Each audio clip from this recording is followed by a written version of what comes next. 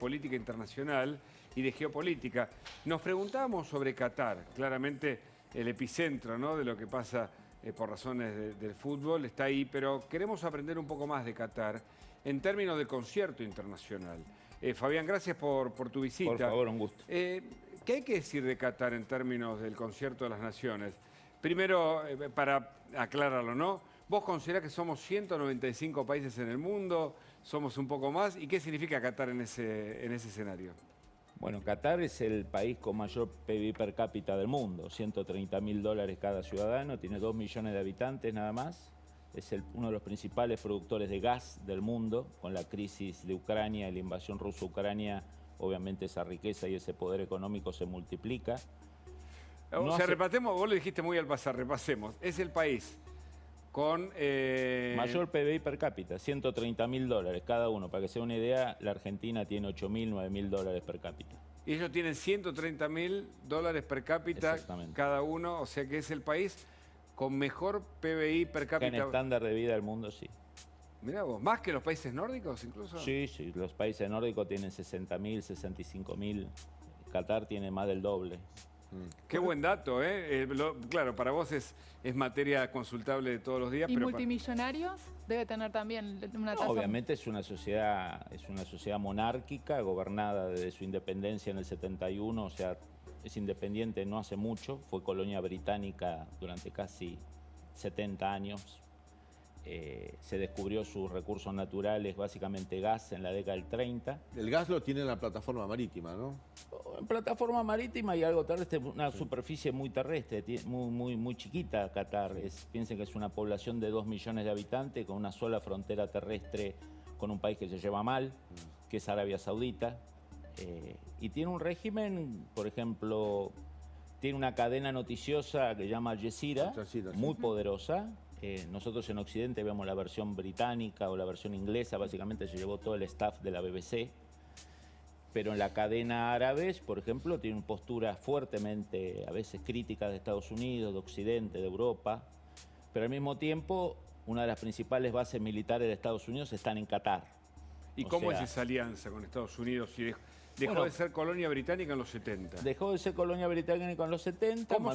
Primero, antes de llegar a Estados Unidos, ¿cómo se produce esa independencia? Es parte del proceso de descolonización que hizo Gran Bretaña después de la Segunda Guerra Mundial, fuertemente alentado por los Estados Unidos, que no quería que Gran Bretaña siguiese con colonias, exceptuando colonias que tuvieran en pasos estratégicos, Malvinas, Diego García, Gibraltar, que son activos importantes para la geopolítica americana y británica.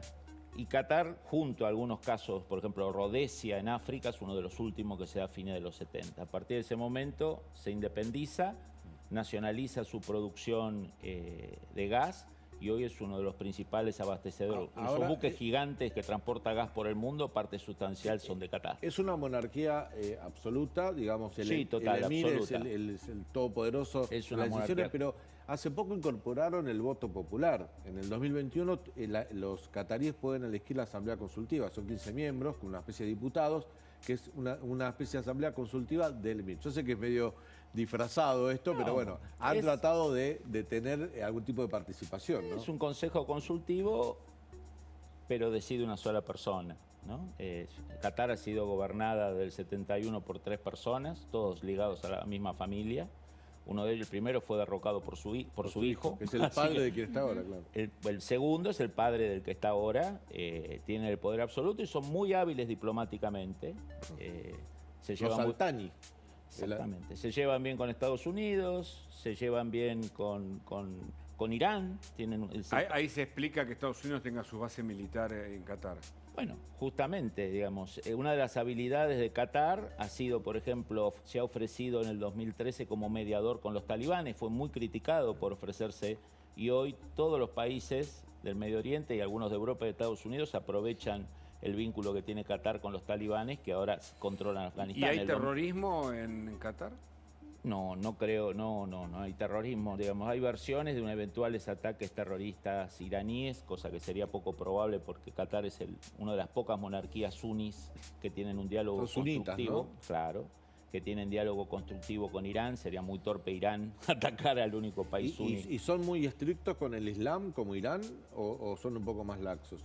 No, ellos tienen, digamos, a ver, hay países, de los países del Golfo que ustedes ven, hay algunos que son mucho más rígidos, por ejemplo, Arabia Saudita, otros que son más laxos, Emiratos Árabes Unidos, y ellos, si ustedes ven, hay chicas, no hay ningún tipo de control o exigencia de que los occidentales, las mujeres occidentales, no puedan estén en vestir. playas que diseñaron incluso para esta época. Pero dicen que es por el Mundial, que cuando hay turismo convencional son bastante estrictos con las normas, ¿no?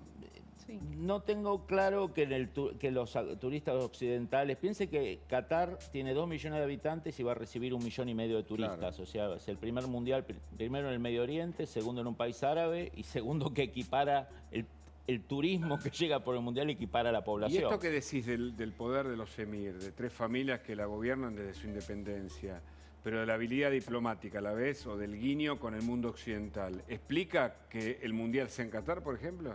Lo explica primero su poder económico, un inmenso poder económico, ¿no? De hecho, hizo la oferta más poderosa y más atractiva económicamente para la FIFA por lejos, digamos, ¿no? Y segundo, es una diplomacia que ha demostrado anécdota.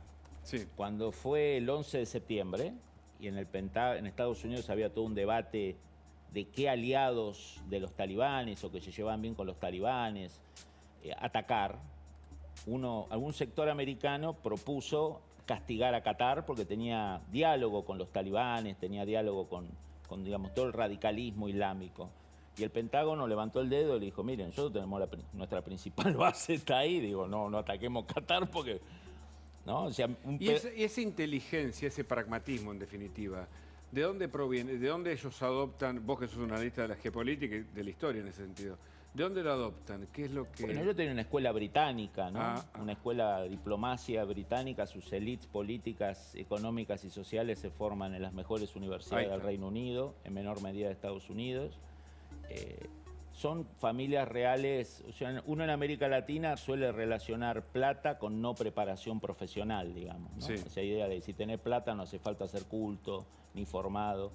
En estas monarquías, los hijos y las familias tienen la exigencia de tener grande formación profesional. ¿Y es entonces uno de los países más importantes de Medio Oriente hoy por hoy? En Es términos sin duda de uno de riqueza? los países más importantes porque hace de pivot, digamos, ¿no? O sea, en esa zona donde están los sunnis, que son enemigos de Irán, y Irán, que es enemigo de los sunnis, el único país que tiene diálogo con todos, con algunos mejor y con algunos peor, es el régimen de Qatar. Ahora, volviendo a las normas culturales y que están, de hecho, consagradas en la Constitución catarí, por ejemplo, la apostasia está prohibida, está penada por la